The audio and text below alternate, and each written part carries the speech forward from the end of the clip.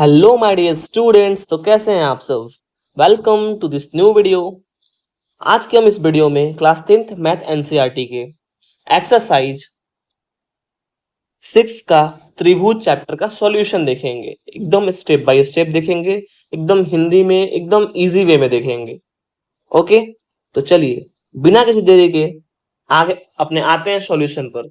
त्रिभुज त्रिभुज का मतलब होता है तीन भुजाओं से बनी आकृति। एक बंद आकृति को त्रिभुज बोलते हैं। जैसे कहने का मतलब है तीन भुजा, तो इसका भी होता है, ये भी तीन भुजा है, लेकिन ये एक त्रिभुज नहीं है। त्रिभुज क्या होता है? त्रिभुज का मतलब होता है तीन भुजा और बंद आकृति। आकृति क्या हो? बंद हो, इसको बोलते हैं त्रिभुज। ठीक है, चलिए आते हैं। ये देखिए, त्रिभुज चैप्टर में ये एक अच्छा पॉइंट है। इसमें हम जानेंगे कि त्रिभुज कौन सा जो आकृति है वो समरूप है, किसके समरूप है। समरूप होने के लिए सबसे पहले दो आकृति चाहिए।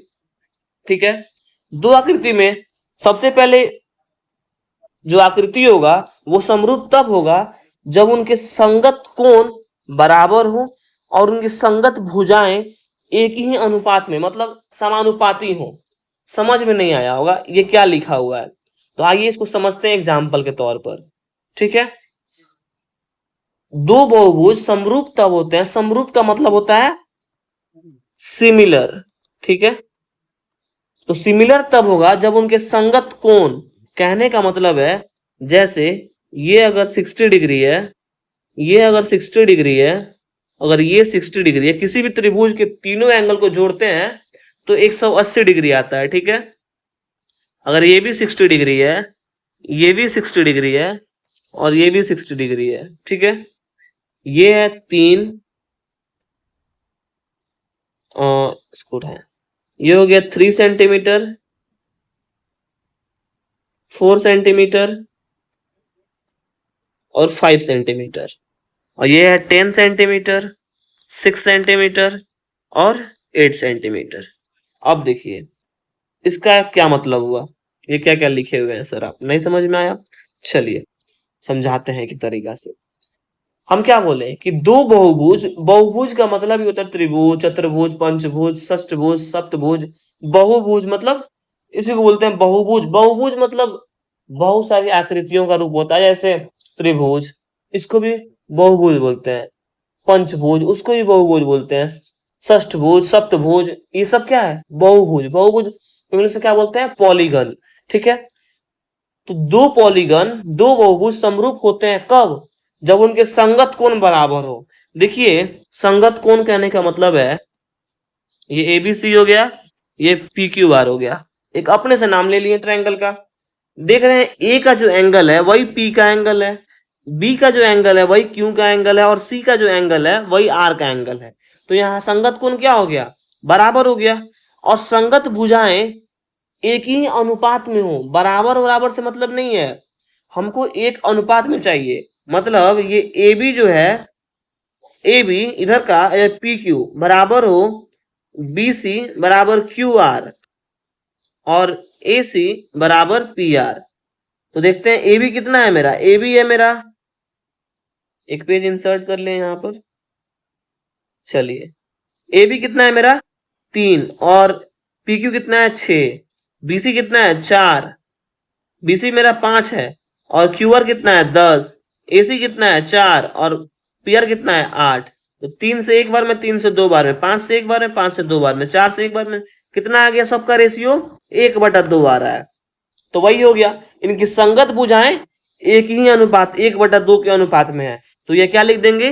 लिख देंगे कि ए triangle ABC and triangle PQRS समरूप हैं, एक दूसरे के समरूप हैं।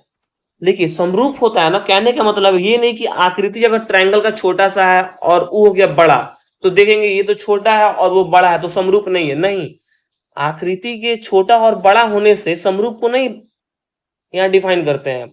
समरूप तब होता है जब उसके संगत कोण, उसका हर एक एंगल से बराबर हो और उसकी जो भुजा हो, साइड हो, वो एक ही अनुपात में, मतलब कहने का मतलब है समान अनुपाती हो, ठीक है। अब यहां देखते हैं, जैसे इस वाले एग्जांपल में MNO QRST, ठीक है। मान के चलते हैं ये 4 हो गया, ये 8 हो गया, जब ये वर्ग है, ठीक है, और इसको भी हम 8 लिख देते हैं, ठीक है, कोई दिक्कत नहीं है। लेकिन वर्ग का हमको पता है कि जितना भी एंगल होता है वो 90 डिग्री का होता है, ठीक है, ये 90 डिग्री का होता है। लेकिन ये जो एंगल है ये 90 डिग्री नहीं है। सपोज ये 75 है, ठीक है, ये सपोज करते हैं 105 है, ठीक है, ये सपोज करते हैं 95 है, ये सपोज करते हैं हम कि 85 है, ठीक है। चारों को जोड़ेंगे तो 360 डिग्री आता है, इसको भी 360 आता है, ठीक है। इसका देखते हैं, तो समरूप तब होगा जब संगत कोण बराबर होगा। यहाँ संगत कोण कितना है 90 है, यहाँ कितना है 75। क्या संगत कोण बराबर है? नहीं है। भले ही क्यों ना उसका भुजा जो है, जैसे MN का QR से बराबर NO से RS से, और OP का ST से, और PM का TQ से, देखेंगे 4/8, 4/8, 4/8, 4/8, 4 से 1 2, यानी सबको काट रहे हैं तो कितना आ रहा है 1/2। उसका साइड तो समानुपाती आ रहा है, एक ही अनुपात में आ रहा है, लेकिन उसका जो संगत कोण है वो बराबर नहीं है। तो क्या लिखेंगे यहां पर कि चतुर्भुज MNOP एंड चतुर्भुज QRST समरूप है कि नहीं? नहीं है। क्यों नहीं है? क्योंकि अगर दोनों कंडीशन फॉलो करेगा, उनके संगत कोण बराबर हो और उनकी संगत भुजाएं एक ही अनुपात में हो, तब जाके कोई भी बहुभुज, दो बहुभुज समरूप होगा एक दूसरे के। अगर कोई एक भी रूल फॉलो नहीं करेगा तो वो समरूप नहीं होगा। चलिए अब आगे आते हैं, यहां देखते हैं कुछ समरूप आकृति, ठीक है। चलिए यहां देखते हैं कि ये होता है सर्कल, ये सर्कल, ये सर्कल, तो ये सर्कल सर्कल क्या समरूप है? बताइए, सर्कल समरूप है? सर्कल तब समरूप होगा जब इसका त्रिज्या और इसका त्रिज्या समान हो, क्योंकि सर्कल का जो एंगल होता है वो 360 होता है, तो हर इसका भी 360 होगा। लेकिन अगर बाय द वे इसका रेडियस जो है R जो है अगर 5 हुआ और इसका 7 हो गया तो ये समरूप नहीं होगा। अगर ये भी 5 और ये भी 5 तब जाके वो समरूप होगा। ये जो वर्ग है, ये वर्ग इसके वर्ग के समरूप है। क्यों है? क्योंकि हर एक एंगल 90 डिग्री, और जो भुजा है वो इसके, अगर बाय द वे अगर ये 4 है, ये 4 है, ये 4 है, ये 4 है, अगर ये 6 भी होगा ना, सब 6 6, तो क्या होगा? वो एक ही रेशियो में आएगा, ठीक है, वो एक ही रेशियो में आएगा, 2/3 के रेशियो में सब आएगा। इसलिए सभी वर्ग समरूप होते हैं, ठीक है। आया समझ में? वैसे ही ट्रायंगल का है, ट्रायंगल में अगर एंगल चेंज हो गया तो समरूप नहीं होगा। अगर एंगल सेम है और उसका जो साइड का जो मान है, जो लेंथ है, अगर एक ही अनुपात में है तब जाके वो समरूप होंगे। आया समझ में? चलिए इसको इरेज कर देते हैं। चलिए आगे आते हैं।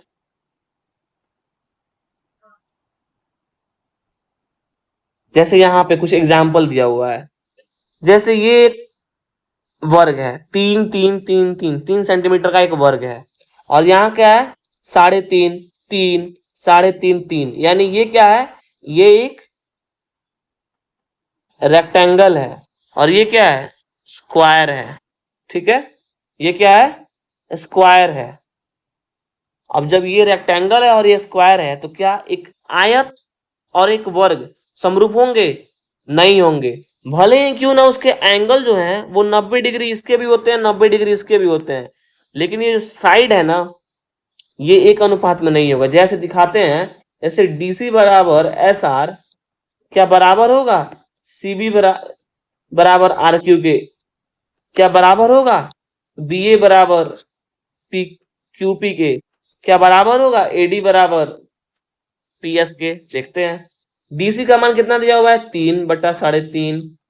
फिर इसका मान कितना दिया है, 3/3 साढ़े, फिर उसके बाद 3/3.5, फिर दिया हुआ है 3/3। ये होता है 1 और ये होगा 5 36 510 है, यानी 6/7।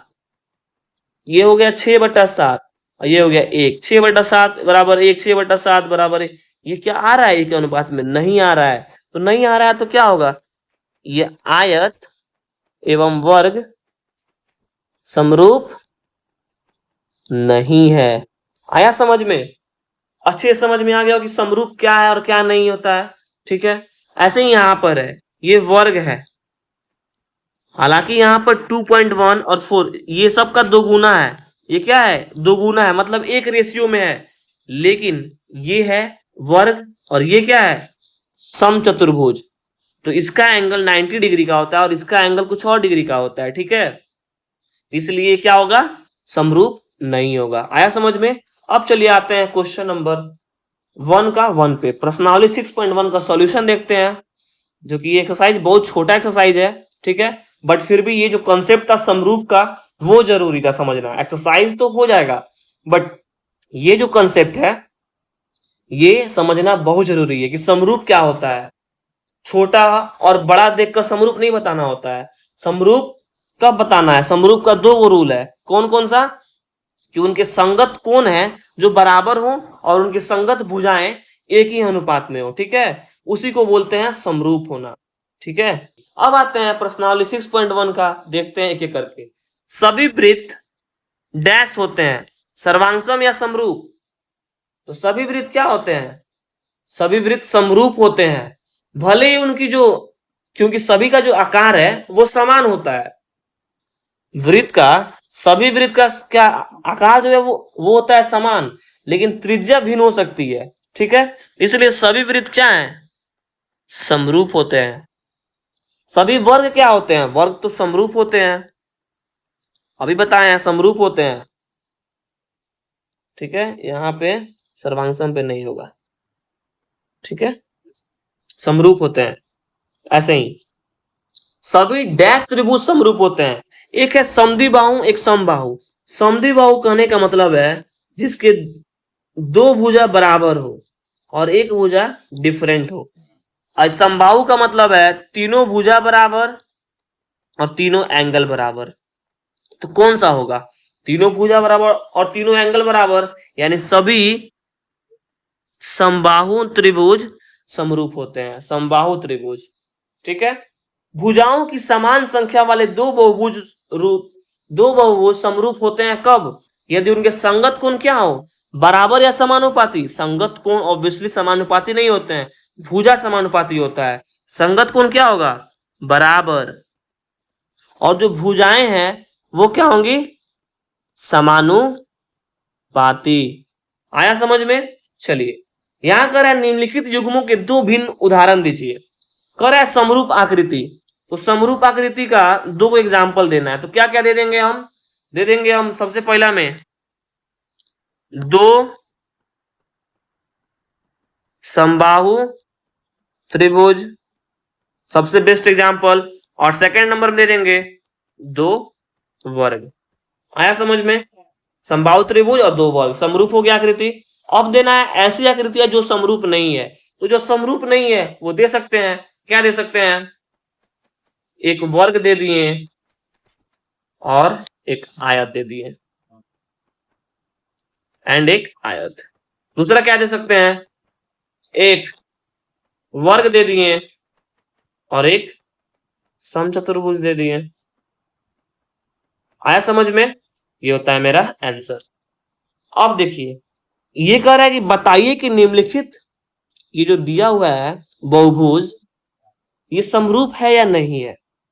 ठीक है, देखते हैं, यहां पर देख रहे हैं एस आर।